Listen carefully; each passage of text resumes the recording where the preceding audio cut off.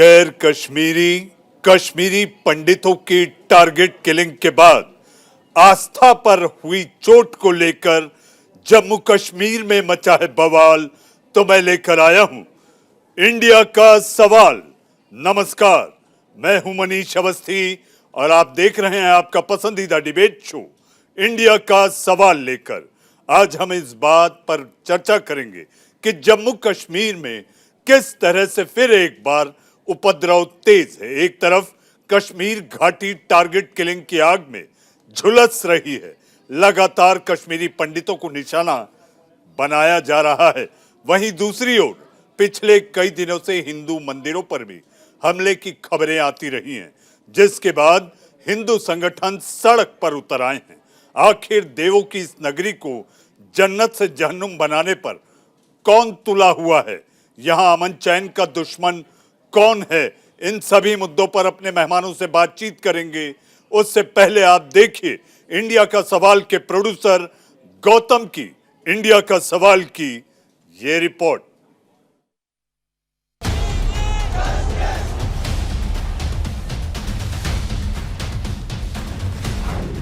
Target killing के बाद मंदिर पर हमला।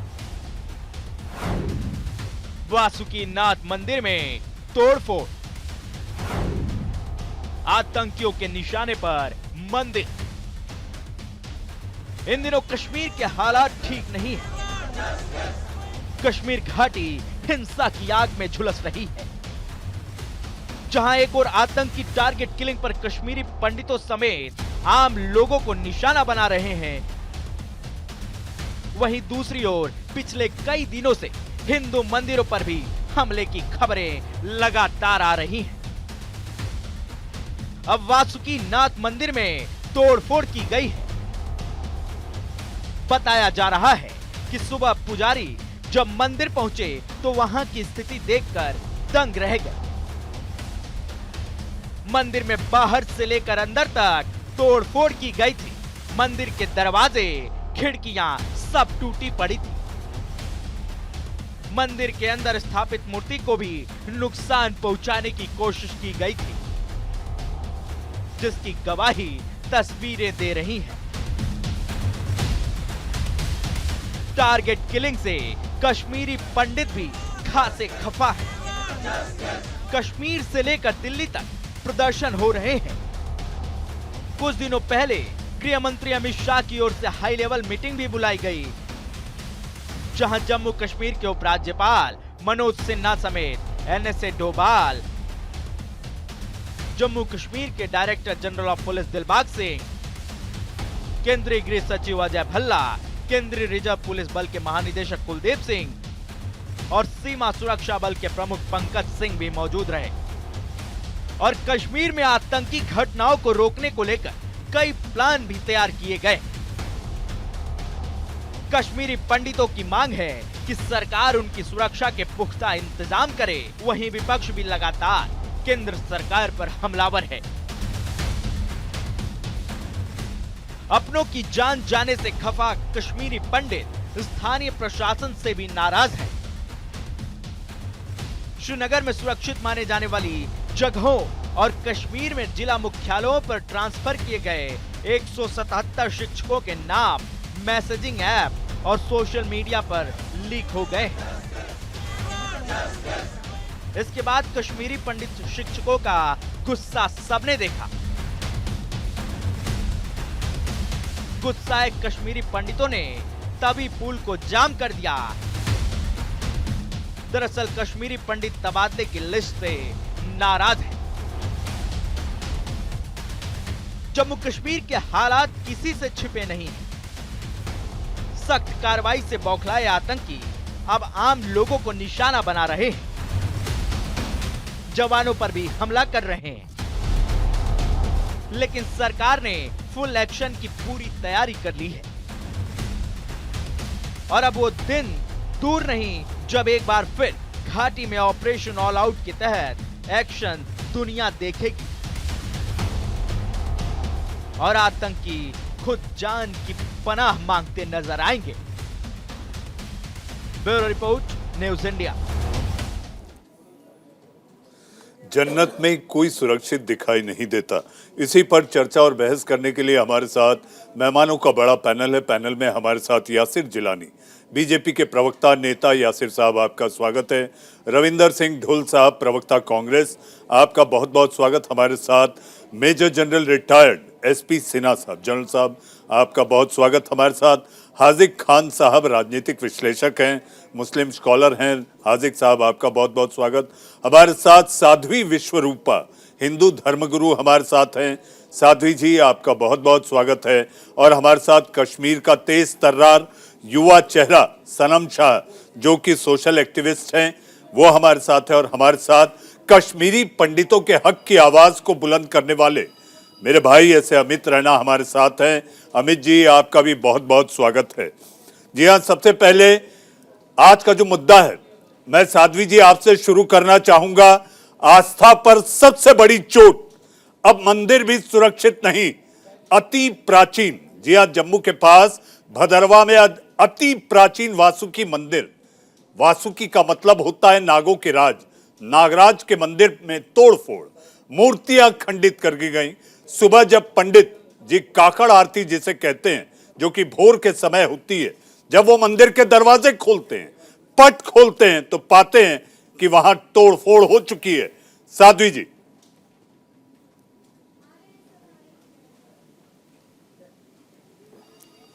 साध्वी विश्वरूपा, आप अपना लैपटॉप अनम्यूट करें।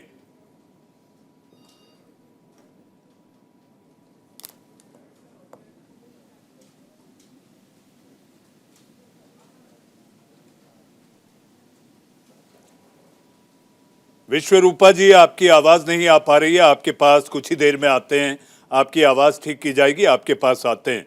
हमारे साथ अमित रैना। अमित रैना, कश्मीरी पंडितों के हक की लड़ाई, उनकी आवाज बुलंद करने का काम अमित जी आप करते रहे हैं।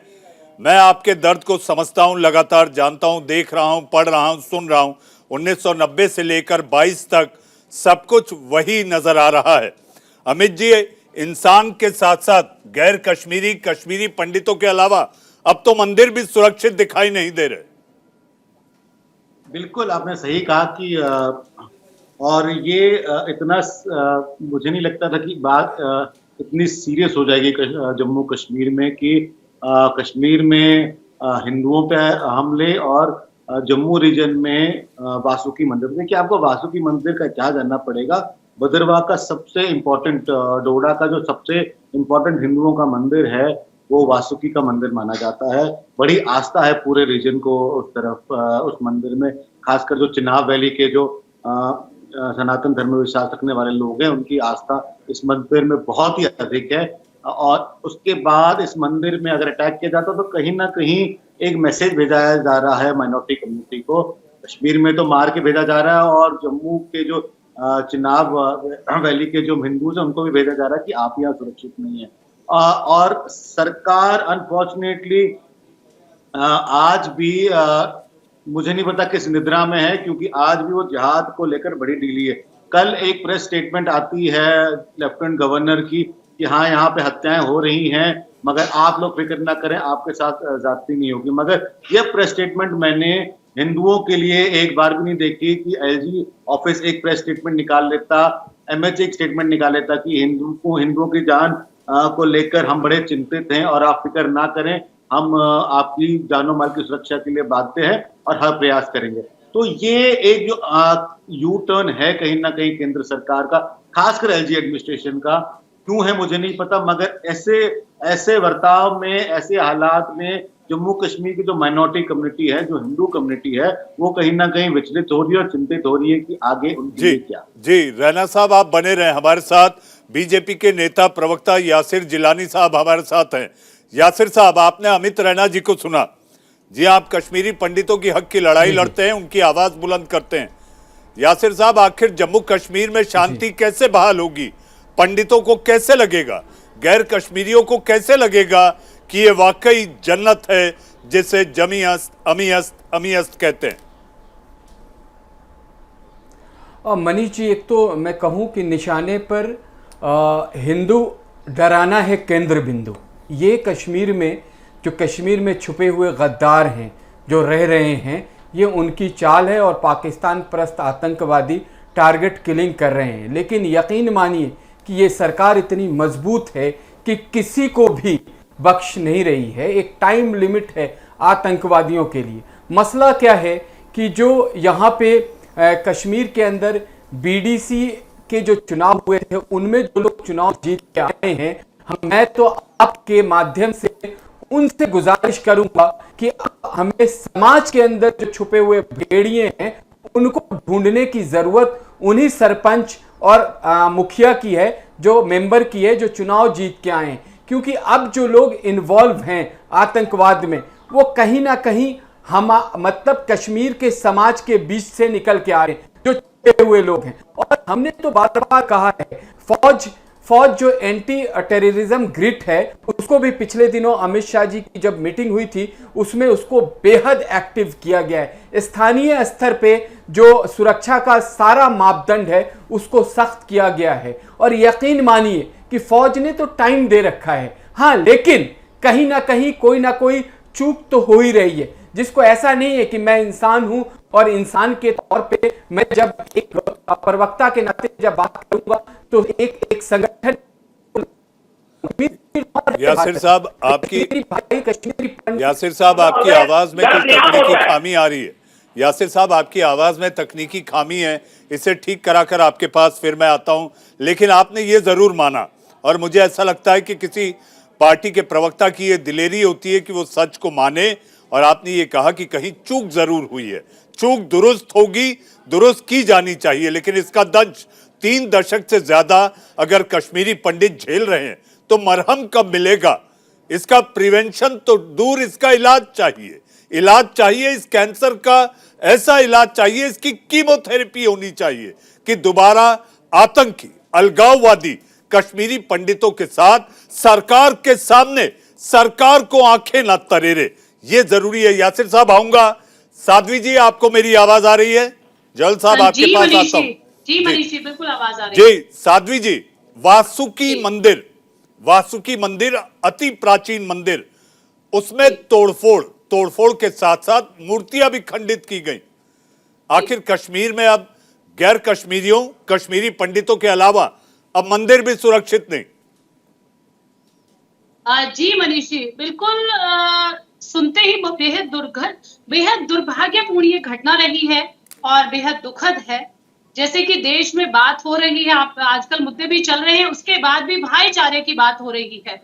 बार बार एक समुदाय ये कहता है कि नहीं, हमारी तरफ से राष्ट्रवादी बातें होती हैं, भाईचारे की बातें होती हैं, परंतु इन सब का कारण जो हमें जो लगता है, कल की घटना, जो सुबह की घटना हुई है, उसका एक कारण है जो कल अरब देशों का जो व्यवहार रहा है।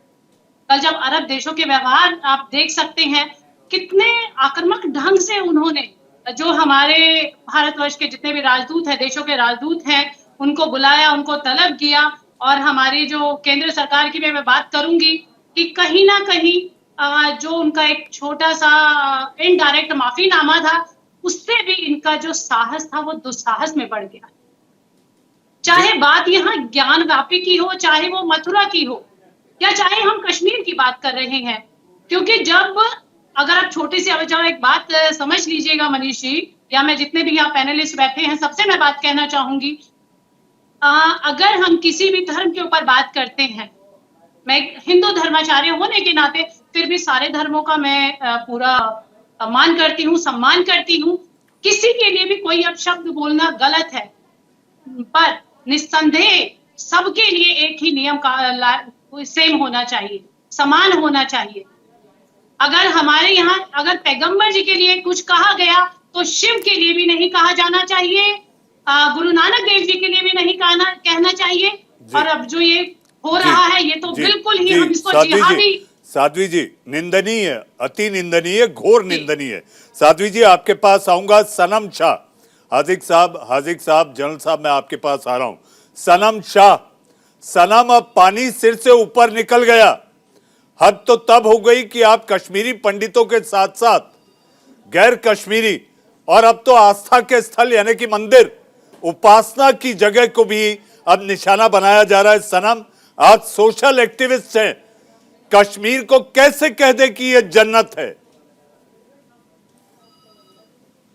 सर, पहले मैं एक शेर आपकी और देश की नजर करना चाहता हूं और इस शेर को समझेंगे। सनम शाह चाहता है कि या रब मेरे मुल्क में ऐसी फजा बने, या रब मेरे मुल्क में ऐसी फजा बने, मंदिर जले तो गम मुसलमान को हो, पैमाल होने ना पाए मस्जिद की आबरू, ये दर्द मंदिर के निगहबानों को हो। सर, मैंने बड़े अच्छे तरीके से सुना। आपने कहा कश्मीरी पंडितों के साथ हुआ, आज नॉन कश्मीरियों के साथ हो रहा है, आज मंदिरों के साथ ऐसे हो रहा है। पहले मैं आपके चैनल के माध्यम से मैं डीजीपी जम्मू कश्मीर दिलबाग सिंह जी को और एडीजीपी जम्मू मकेश साहब को अपनी तरफ से एम्बर रिक्वेस्ट करना चाहता हूं कि इस पे जल्दी इन्वेस्टिगेशन करें, जिन्होंने मंदिरों के अंदर जाके ये बेहुदी की है। मैं इस चीज को कंडेम करता हूं। आपसे मैं उम्मीद कर रहा था सनम, आपसे मैं उम्मीद कर रहा था कि आप सबसे पहले इसकी घोर निंदा करते। जो हुआ, जांच एजेंसियां ये सब तो करती रहेंगी। हमारी चिंता का विषय यह है कि अब तो मंदिर भी निशाने पर है, तो कैसे न कहा जाए जो मुगलों ने किया है वो फिर एक बार दोहराता दिखाई दे रहा है। सर, मैं आपको एक बात बताना चाहता हूं। आज देखें, आज हिंदुस्तान के अलावा नेपाल जैसा मुल्क बड़ी बड़ी ओलंपिक गेमें करवा रहा है। आज मलेशिया चैंपियन में आगे जा रहा है, आज एशिया स्पोर्ट्स में आगे जा रहा है। आज वो लोग क्या करवा रहे हैं? हमारा देश हिंदू मुसलमान करवा रहा है। देश नहीं करवा रहा सनम, आप बात को समझिए। देश नहीं करवा रहा। हमारी चिंता और जो जिस तरह से हम बहस करने बैठे हैं, जो चर्चा कर रहे हैं, आखिर वो कौन लोग हैं? आप खुद कश्मीर के हैं। वो अलगाववादी कौन है जो अमन नहीं चाहते, जो विकास नहीं चाहते, जो सरकार की नीतियों का विरोध करते हैं और नीतियों के विरोध में खून बहाते हैं? ये चिंता है सनम। आपके पास आऊंगा, आप बने रहे हमारे साथ। Major general retired SP Sinha साहब और हाजिक साहब हमारे साथ हैं। जनरल साहब, आपके पास मैं आखिरी कमेंट के लिए आऊंगा क्योंकि निचोड़ होगा। हाजिक साहब, इंसान तो इंसान, अब मंदिर भी नहीं बचे। देखिए मनीष जी, बात यह है कि हिंदुस्तान के अंदर 90 से कश्मीर के जो हालात हैं वो हिंदुस्तान नहीं दुनिया के सामने हैं। हमारे मुल्क के हुक्मरान बदलते रहे लेकिन कश्मीर के मसाइल वहीं के वहीं रहे। हमारे हिंदुस्तान के लोगों के हुक्मरान हैं, उनको चाहिए कि हम ये कहते हैं कश्मीर हमारा है, ऐसे ही हमें ये कहना चाहिए कि कश्मीरी भी सारे हमारे हैं, चाहे वो हिंदू हो, मुसलमान हो, कोई भी हो। और कोई शख्स किसी का कत्ल करता है मनीष जी, मैं उसकी निंदा करता हूँ, मंदिरों की तोड़ फोड़ की निंदा करता हूँ और ऐसे लोगों को कायर मानता हूँ जो किसी मासूम की हत्या कर दी। मैं कश्मीर में कल ही मस्जिदों से ऐलान हुआ है, बार बार जुमे के दिन ऐलान किया गया तमाम मस्जिदों से कि हमारे कश्मीर में रहने वाले हिंदू भाई, हमारे कश्मीरी भाई हैं, उन्हें यहाँ से नहीं छोड़ना है। लेकिन वो लोग जो देश से अलग चाहते हैं, जो देश में आतंकवाद फैलाना चाहते हैं, जो देश को तोड़ना चाहते हैं, उन पर सरकार की निगाह होना चाहिए। सरकार की निगाह क्यों नहीं है? धारा 370 खत्म करके इस देश के कश्मीर के साथ अच्छा नहीं हुआ। तो मनीष जी, तमाम बुद्धिजीवियों को मैं देख रहा था, उन्होंने कहा कि धारा 370 बे कश्मीर हिंदुस्तान वाला, पाकिस्तान वाला कश्मीर और सियाचिन चाइना वाला कश्मीर सारा आता था।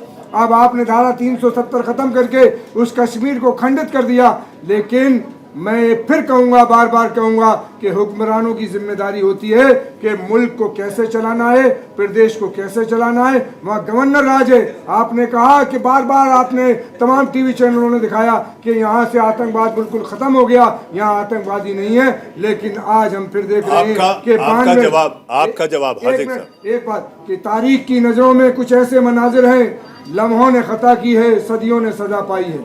जी, कश्मीरी पंडित पा रहे हैं और वो दिखाई देता है। आप अमित रैना की आंखों में देखिए, उस दर्द को समझने की कोशिश करिए।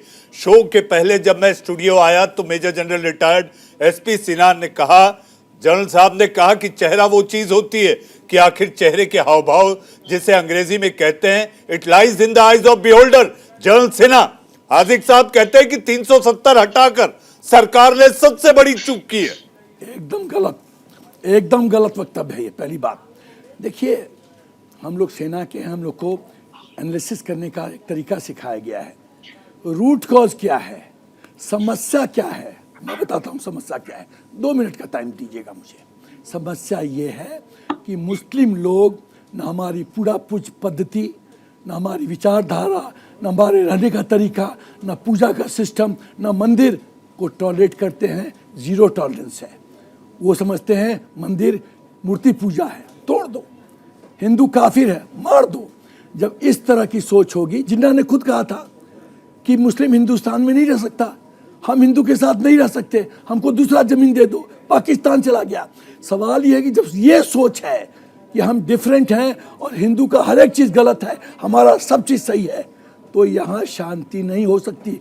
सरकार कुछ भी कर ले, जब सोच में कीड़ा है तो चीज़ें नहीं सुधर सकती।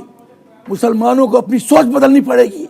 प्रॉब्लम यहाँ है, जब आप अपनी सोच के कारण पाकिस्तान को सपोर्ट करते हो, पाकिस्तान जिंदाबाद कहते हो, तो समस्या यहाँ है, कीड़ा यहाँ है। ये समझने की जरूरत है। हमारे मंदिर को डिस्ट्रॉय कर देते हो। सलाम शाह कुछ कह रहे हैं जनरल साहब। सलाम, आपकी आवाज नहीं आ सर मैं बताना चाहता हूं, देखें सुने मेरी बात। ये मेरे एज से बड़े हैं। मैं अमन की बात करना चाहता हूं। देखें काहे का अमन, आज जमहूरियत है, काहे का अमन? मैं बताना चाहता हूं। मंदिर तोड़ते हो तो अमन होगा। 1990 में हिंदू पंडित को मारते हो तो अमन होगा। सरला भटका ब्रश काट देते हो तो अमन होगा। पाकिस्तान को सपोर्ट कर देते हो तो अमन होगा। अमन करते हो। अरे सुन लीजिए बात, आप सुन लीजिए। सेना का माँ भारती की सेवा का तजुर्बा है। खाली सलाम जनरल सिन्हा माँ भारती की सेवा कर चुके हैं, ये कश्मीर में रह चुके हैं। वो कश्मीर आपसे ज्यादा जानते हैं। जितनी आपकी उम्र नहीं होगी उतना उससे ज्यादा इनका तजुर्बा है। सलाम, मुझे बेवकूफ नहीं बना सकते। ये जो डाइवर्स देश को बना रहे हैं, आपकी सोच का बाहर से भाई भाई, आप कैसे कह रहे हैं अंदर से पाप, अपनी सोच बदलनी बाहर से है? भाई भाई। अरे तुम मेरा भूल उल्लू गए नहीं हो। बना सकते तुम। अरे तुम मुसलमानों को भूल गए हो। उल्लू नहीं बना सकते। अरे शहंशाह का तुम लोग एक पर्दा बैठे हुए खाली नाटक की ड्रामा करते हो। हिंदू मुस्लिम भाई भाई, पीछे तुम्हारा षड्यंत्र है। तुम्हारी सोच को बदलना पड़ेगा। तुम बोलो कि हिंदू मंदिर को हम एक्सेप्ट करते हैं। सलाम हाजिक साहब कुछ कहना चाह रहे हैं। हाजिक साहब जल्द साहब, हाजिक साहब आपके हाथ में एक मोबाइल है। मुझे हाजिक साहब, मेरा आपसे आग्रह है कि मोबाइल में कोई ऐसा भड़काऊ वीडियो ना हो, ऐसा भड़काऊ ऑडियो ना हो, क्योंकि इस समय इंडिया का सवाल चल रहा है और हम कतई नहीं चाहते कि दो समुदायों के बीच हमारी चर्चा में तनाव पैदा हो, संदेश जाए, संकेत जाए कि ये भड़काऊ बहस है। हाजिक साहब ऐसा कुछ ना हो। जी हमने तो आज तक डिबेट पर देश को जोड़ने की बात की है और तोड़ने की बात नहीं की। ये है इंडोनेशिया में 3000 मंदिर दिखा रहा हूं मैं। ये 15 मंदिरों की लिस्ट मेरे पास है। 3000 मंदिरों, आज तक 90% आबादी है इंडोनेशिया की, किसी मंदिर पर उंगली नहीं उठाई गई। ये जो कश्मीर में कर रहे हैं उन लोगों की तफ्तीश होना चाहिए। जैसे कि आपने देखा अयोध्या में जो मस्जिद के ऊपर सुअर का गोश्त डाला गया, ऐसी तथ्यों को भी जांच में रखना चाहिए कि हमारे देश को कौन माहौल खराब कर रहा है। मैं ये कहूंगा देश के लोगों से कि कश्मीरियों के दर्द में हम सारे के सारे उनके साथ हैं। कश्मीरी पंडित ही नहीं मर रहे, मुसलमान भी मारे जा रहे। 90 में भी मुसलमान मरे थे और कश्मीरी पंडित मरे थे। हमारे लिए दोनों जान मानवता मर रही है। हमारी चिंता भी यही है कि मानवता मर रही है। जन साहब छोटा कमेंट, मुझे ब्रेक लेना है। रविंदर सिंह ढुल साहब के पास भी जाना है। जन साहब छोटा कमेंट। अमित जी आ रहा हूं। जन साहब छोटा कमेंट। मनीष भाई, जम्मू एंड कश्मीर के मुसलमान खड़े होके बोले हिंदू काफिर नहीं है, हम हिंदू के मंदिरों का सम्मान करते हैं। अरे आप कर दूं मैं, अगर मेरा बेटा हो जाएगा वो काफिर लिखा जाएगा। मंदिर टूटता क्यों है? वो उस पे मत जाइए, तोड़ा क्यों जाता है? अगर मेरा बेटा जिंदाबाद क्यों होता है? तिरंगा का बहिष्कार क्यों होता है? नहीं रहेगा तो काफिर कहलाएगा। उसको मत बोलिए। जी हाँ, इससे पहले कि मैं रविंदर साहब के पास चलूं, आइए हम आपको दिखाते हैं वो तस्वीर। इस समय कश्मीर की तस्वीर क्या है। जी हाँ, टारगेट टेरर का क्या मंजर है। कश्मीर में टारगेट किलिंग का अंत आखिर कब? देखिए आपके टीवी स्क्रीन पर 7 मई ड्यूटी पर तैनात एक पुलिसकर्मी की हत्या, 12 मई आतंकियों ने बड़गाम के चाडूरा में कश्मीरी हिंदू क्लर्क राहुल भट्ट की उनके कार्यालय में घुसकर हत्या कर दी। 13 मई पुलवामा में पुलिसकर्मी रियाज अहमद अपने घर के बाहर आतंकी हमले में बलिदान यानी कि शहीद हो गए। 24 मई श्रीनगर के सौरा इलाके में आतंकियों ने पुलिसकर्मी सैफ कादरी की उनके घर के बाहर ही हत्या कर दी। 31 मई कुलगाम में आतंकियों ने अध्यापिका रजनी बाला की हत्या कर दी। 2 जून कुलगाम में बैंक मैनेजर विजय कुमार की हत्या कर दी गई। आपके टीवी स्क्रीन पर तारीखों के साथ आखिर कश्मीर में घाटी में क्या मंजर है। अलगाववादी आतंकी हाइब्रिड टेरर की बात की है। जी हां, पैतरा बदल रहे हैं रविंदर सिंह ढुल साहब। रविंदर जी, यह सिलसिला कोई आज का नहीं। विपक्ष कहता है, सरकार कहती है, आपके समय में भी नजारा कुछ ऐसा ही था, बल्कि और ज्यादा भीषण था। रविंदर जी, देखिए, जहाँ तक बात भीषण की है मनीष जी, ऐसी कोई बात नहीं है। जो 1990 के आसपास में जो समस्या प्रारंभ हुई वो एग्रेवेट कई बार ज़्यादा हुई, कई बार कम हुई, लेकिन दुखद बात ये है कि अभी तक सरकारें इसे रोक नहीं पाई है। आज जो भी हो रहा है, मैं मानता हूं कि सारा समूचा विपक्ष इस समय सरकार के साथ खड़ा है। इस देश की अस्मिता, राष्ट्र की अस्मिता, इस राष्ट्र के समान स्वभाव के साथ में किसी भी प्रकार की छेड़छाड़ यदि कोई भी व्यक्ति करता है, यदि कोई भी शासन करता है, यदि कोई भी ताकत करती है, तो मेरे हिसाब से उसका ब्रूटली अपोज हो करके उसे कुचल देना चाहिए। और आज सरकार के पास में पूरी ताकत है। अब तो मैं मानता हूं कि रूल भी केंद्र का है वहाँ पर, तो ये भी बहाना नहीं चलेगा कि वे डेमोक्रेटिकली इलेक्टेड अलग गवर्नमेंट है जो कि अलग विचार रखती है। इस समय पर केंद्र सरकार के अधीन है पूरा जम्मू कश्मीर का क्षेत्र। मेरे हिसाब से एक सफाई अभियान चलाया जाना चाहिए जिसमें इस प्रकार के जो भी समाज को तोड़ने वाले, डिस्टर्बेंस करने वाले जितने भी तत्व हैं उनको पूरी तरह से समाप्त कर दिया जाए। और ये बात बिल्कुल मनीष हमें समझनी पड़ेगी कि जो भी गोलियां वहां पर चल रही हैं वो धर्म देख करके नहीं चल रही हैं। आपने मेरे पास में यहाँ पे स्क्रीन पे 7 लोगों के जो फोटो दिखाए जिनकी दुखद मृत्यु हुई है, जिनकी दुखद हत्या हुई है, उनमें से 3 तो क्लियर स्पष्ट तौर पे मुस्लिम मुझे दिख रहे हैं।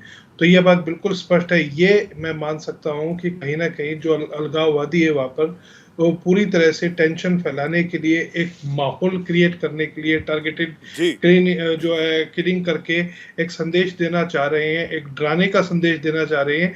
ये जो समय है, ये देश को एक साथ जो है उसको रिपेल करके और सरकार के साथ खड़े होकर के उनको जवाब देने का है।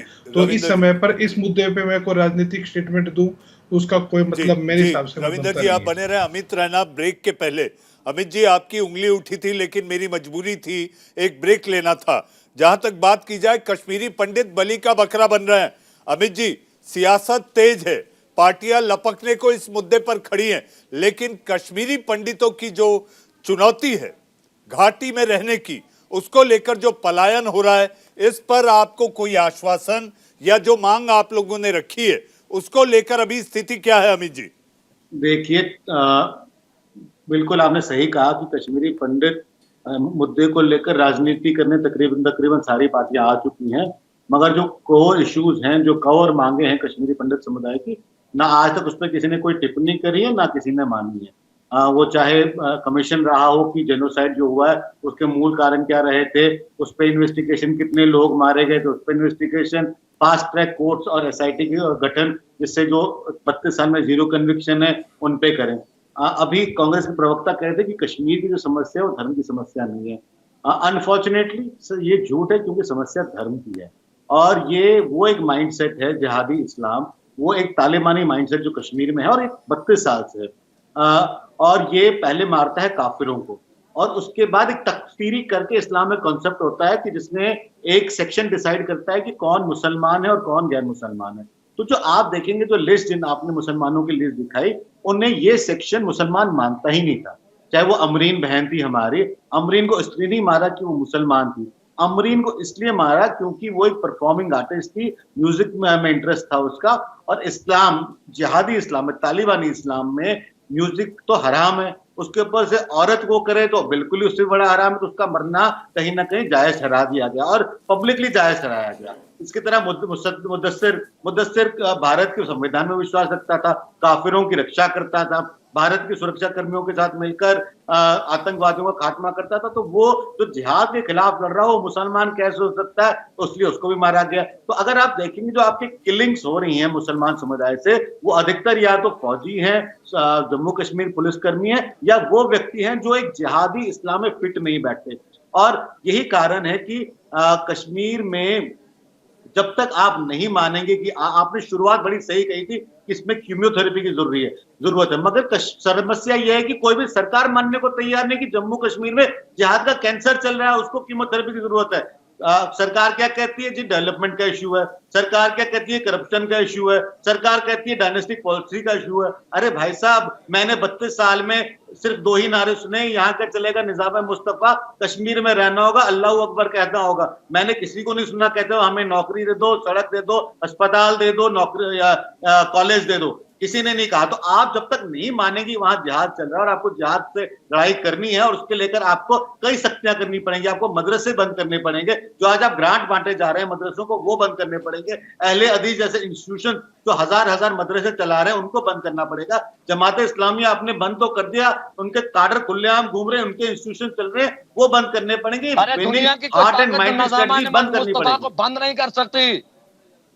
ये लिखिए देखिए आगे शुरू हो गए, निजाम मुस्तफा बंद नहीं कर सकते। आपको दिया ना, आपको दिया ना पाकिस्तान, उठ के चले जाइए, सनम बॉर्डर खुलवा दूंगा तुम्हारे लिए, तुम्हारे जैसे पागलों के लिए बॉर्डर खुलवा दूंगा, तुम्हारे जैसे पागलों के बॉर्डर खुलवा दूंगा। एक वहां धक्का देकर तुमको उस पार फेंक देंगे, वहां जाकर अपना निजाम मुस्तफा ढूंढते रहेगा। निजाम मुस्तफा 57 देशों का नाश मार के रखा हुआ है, दुनिया का नाश मार के रखा हुआ है, और तुम्हें चाहिए निजाम मुस्तफा। अरे हम तुम्हारे वाले अनपढ़ों के हवाले कर दें देश। अरे छोड़ो यार, सर तन से जुदा किसी और को सुनाना, मैं नहीं डरता। ये समझ के निजाम मुस्तफा ना होगा या ना कभी होगा, जिसको चाहिए होगा उसको लात मार के बाहर भेज देंगे। इसी वतन में दफन होगा और वतन से करने का दफन ही करेंगे उसको, जो निजाम मुस्तफा मांगता रहेगा। अरे तुम क्या कहते हो, तुम बेशरम और बेगैरत हो, तुम इस जफेज को रिलीजन की तरह ले जा रहे हो। अरे चुप रहे, आप इस्लामी तो मुसलमान खींच लूंगा अगर आप डिबेट में हिंदू मुसलमान करेंगे। अरे खींच लो, जाओ हिम्मत है तो खींच लेना, जाओ खींच लेना, जाओ खींच लेना, जाओ खींच लेना, सनम से खींच लेना, जाओ। और जिसको निजाम मुस्तफा मिलेगा उसको 72 उरे मिलेंगी। हमारी हिम्मत क्या पड़ती है, अरे तुम्हारी हिम्मत सनम, ये चुनौती हमें उन्हें देनी चाहिए, सनम ये चुनौती हमें उन्हें देनी चाहिए जो इस समय कश्मीर में गलत लाइन पे जा रहे हैं। आप धार्मिक भावना की मत उखाड़िए, किसी की धर्म में मत दाखिलिए, समस्या है कश्मीर की, उस पर बात कीजिए। धर्म के नाम पे मारे तो गलत है, जो भी मारे गलत है।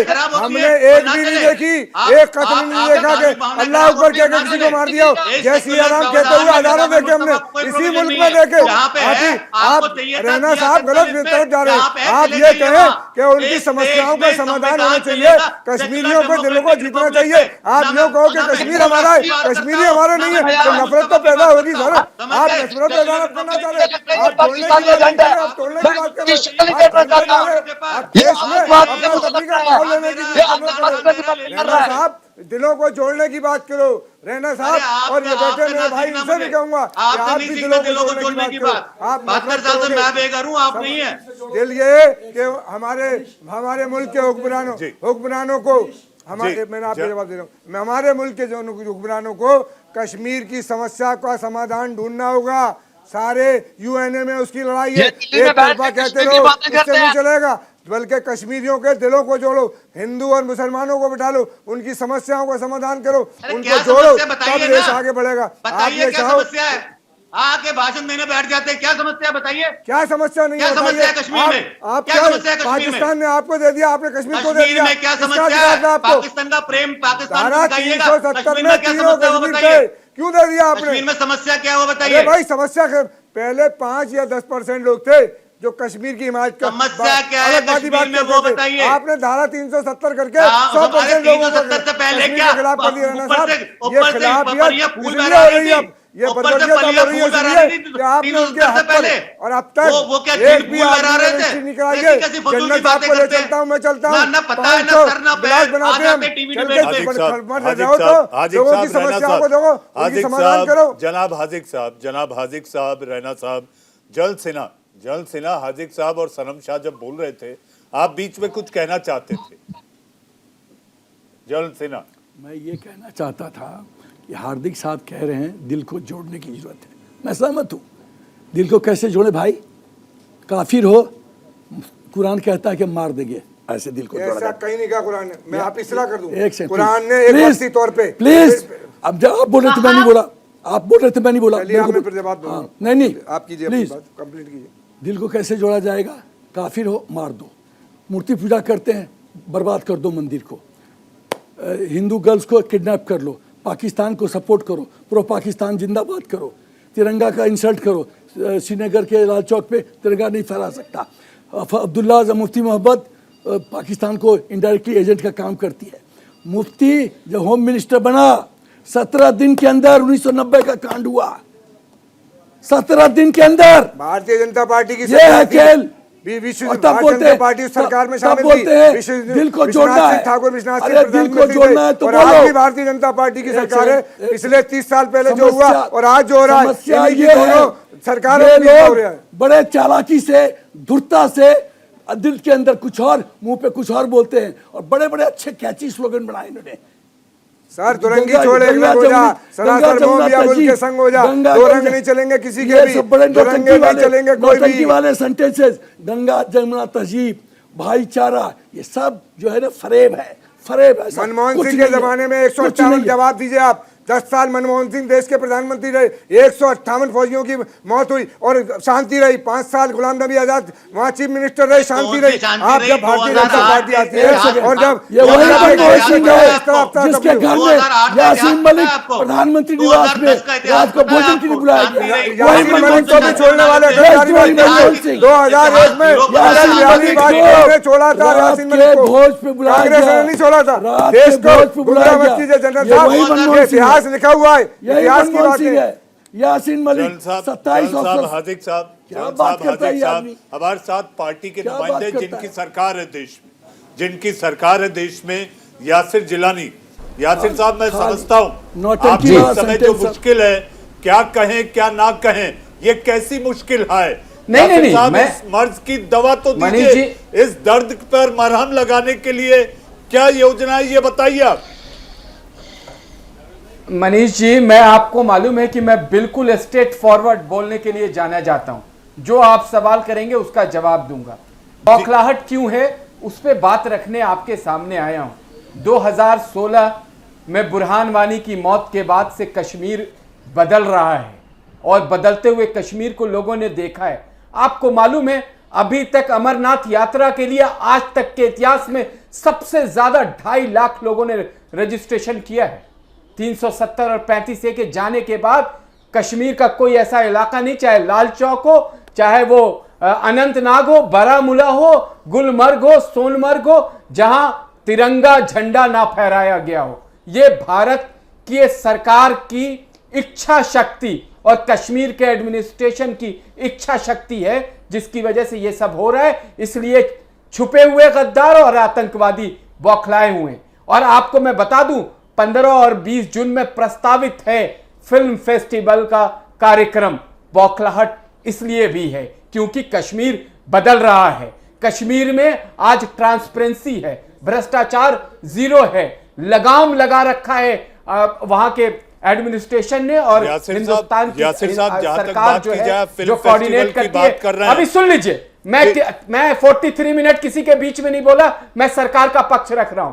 आपका हम कश्मीरी भाइयों का दर्द भारतीय जनता पार्टी से बेहतर कोई समझ नहीं सकता। आपको 2021 में कश्मीर में जितनी नौकरी दी गई है आज तक के इतिहास में नहीं मिली है।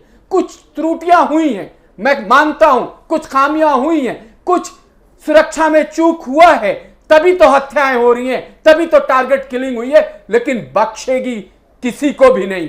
कोई इंडिया, आपके मनीष जी, आपके शो के माध्यम से मैं उन लोगों तक अपनी आवाज पहुंचाना चाहता हूं कि भारतीय जनता पार्टी ने यह तय किया हुआ है कि वहां पे शांति कैसे बहाल किया जाए, इसके लिए प्रोग्राम को इंप्लीमेंट जमीन पे कराया जा रहा है और फौज और एडमिनिस्ट्रेशन को खुला हाथ दिया गया है। आपने आपको मैं और बताऊं, 15 से 20 जून के बीच में फिल्म फेस्टिवल होगा। जी हाँ, लोगों का ये मानना है कश्मीर फाइल तो दिखाई जाएगी, लेकिन कश्मीर फाइल 2 जो तैयार हो रही है, इसका क्या इलाज है? देखिए, ये बदलाव है। आपको मालूम है कि कश्मीर इस बात की भी गवाही देता है, कश्मीर में जो संस्कृति रही है मिली जुली, और कश्मीर को तो देवभूमि कहते हैं। कश्मीर में सूफी संत या महात्मा उनकी धरती रही है। कश्मीर में कश्मीर को सिरमौर इसलिए कहा जाता है कि जमीन की जन्नत, जो आपने पहली अपनी लाइन कही थी, उसको कहा जाता है। बौखलाहट है, हमें धैर्य से काम लेना होगा, हमें समझदारी से काम लेना होगा।